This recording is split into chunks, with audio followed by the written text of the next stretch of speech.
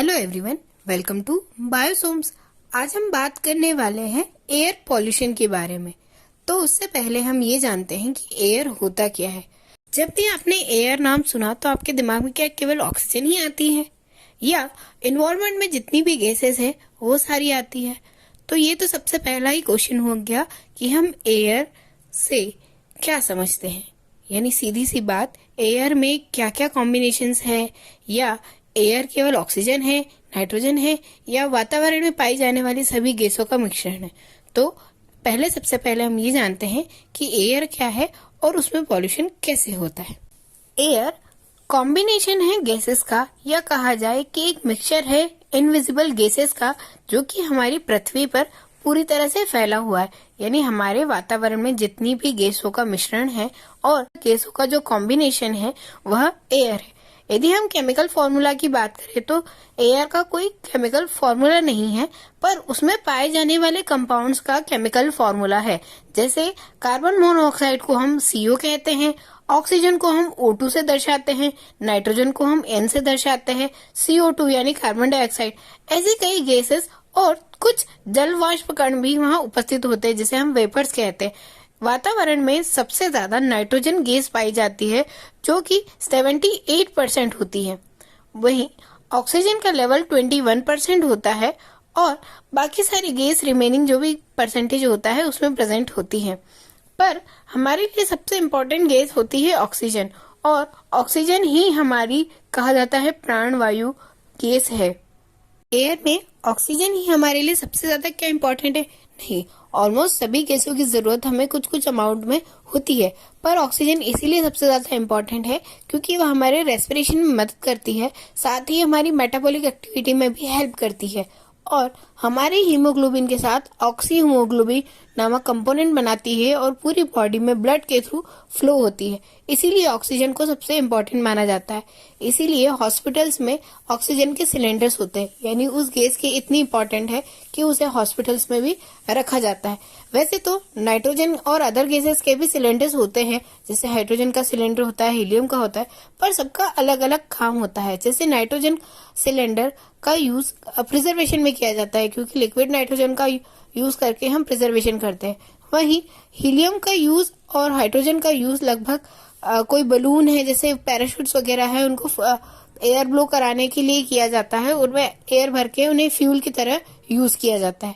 अब हम बात करते हैं कि एयर पॉल्यूशन क्या है। एयर पॉल्यूशन का मतलब किसी सॉलिड पार्टिकल का गैसेस के साथ, यानी जो गैसेस एयर है उसमें किसी सॉलिड पार्टिकल का या किसी गैस का कॉम्बिनेशन होकर मिक्सचर बन जाना, जिसकी वजह से एनवायरनमेंट में जो प्रेजेंट गैस है उनके कॉम्बिनेशन और उनके कंपोनेंट मिक्सचर में कोई ना कोई डिस्टर्बेंस आता है, जिसकी वजह से एनवायरनमेंट के साथ साथ उसे इनहेल करने वाले लोगों में भी प्रॉब्लम्स क्रिएट होती है। यानी कि सीधे शब्दों में कहा जाए कि हमारी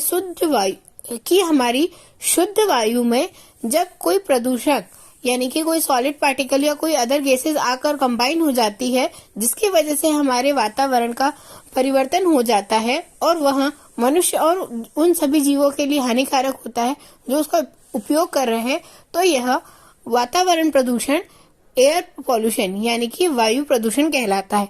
अब एयर पॉल्यूशन के कई कारण होते हैं। सबसे पहले जो कारों से निकलने वाला धुआं है वो अधिकतर मात्रा में CO यानी कि कार्बन मोनोऑक्साइड का रिलीज दूसरा मुख्य कारण होता है एयर पॉल्यूशन का, वो होता है कारखानों से निकलने वाला धुआं। यानी इंडस्ट्रियल एरिया में जो भी कंस्ट्रक्शन होता है या जो भी काम चलता है उसकी वजह से बहुत सारे गैसेस का प्रोडक्शन होता है और उन गैसेस को डायरेक्ट एनवायरनमेंट में छोड़ दिया जाता है, जिसकी वजह से एसिड रेन जैसी समस्या भी होती है, क्योंकि इंडस्ट्री से निकलने वाली जो गैसेस होती है उसमें सल्फर का अमाउंट ज्यादा होता है, साथ ही कार्बन का अमाउंट भी ज्यादा होता है, क्योंकि कोल या जो भी एनर्जी के लिए बर्न किया जाता है वो कार्बन रिलीज करती है, जिसके कारण वहां पर जो इन्वायरमेंट है उसमें एयर पॉल्यूशन के चांस बढ़ते हैं। साथ ही माइनिंग वगैरह होती है तब वहां का भी जो पॉल्यूशन है, वहां का पर्टिकुलर एयर पॉल्यूशन भी बहुत ज्यादा होता है। कई बार आपने सुना भी होगा कि माइनिंग के समय बहुत सारी जहरीली गैसेस निकलती है। वो इसी कारण होता है कि कई सारे कॉम्बिनेशन मिल जाते हैं माइनिंग के थ्रू, जिसकी वजह से जो गैस होती है वो पॉइजनस हो जाती है। इसके अलावा भी कई कारण होते हैं जिसके कारण एयर पॉल्यूशन होता है। सबसे पहला तो जैसे हमने व्हीकल्स का बोला, दूसरा इंडस्ट्री और तीसरा माइनिंग का बोला।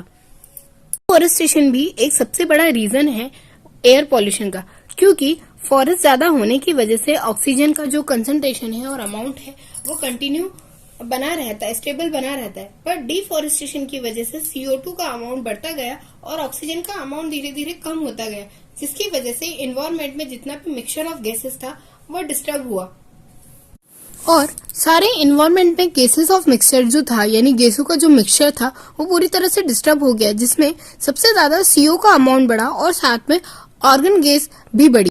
कुछ प्रतिशत लाइक रेफ्रिजरेटर और एसी के यूज से भी जो CFC है यानी क्लोरोफ्लोरोकार्बन गैस है वह भी रिलीज होती है, और इसके ज्यादा रिलीज होने की वजह से ओजोन लेयर जो है वो धीरे धीरे क्षय होती जा रही है, यानी ओजोन लेयर जो है वो धीरे धीरे खत्म होती जा रही है। ऐसे ही एयर में यदि कंटिन्यू पॉल्यूशन बढ़ता रहा, कहीं ना कहीं इंग्रेडिएंट्स उसमें मिलते रहे, तो उसके कारण कई सारे डिसीज का हमें सामना करना पड़ सकता है, क्योंकि यदि पॉल्यूटेड एयर हम इनहेल करेंगे तो हमारी बॉडी में कई सारे डिस्टर्बेंस होंगे और कई सारी एयरबोर्न डिसीज भी फैलेगी, क्योंकि जितना ज्यादा कंटामिनेशन होगा यानी जितना ज्यादा मिक्सचर कॉम्बिनेशन बिगड़ेगा, कई सारे डिसीज कॉजिंग एजेंट्स को ग्रो करने का समय मिल जाएगा, जिसकी वजह से वो हमारी बॉडी इनहेलेशन के द्वारा एंटर कर जाएंगे और फिर हमारी बॉडी में डिसीज कॉज करेंगे।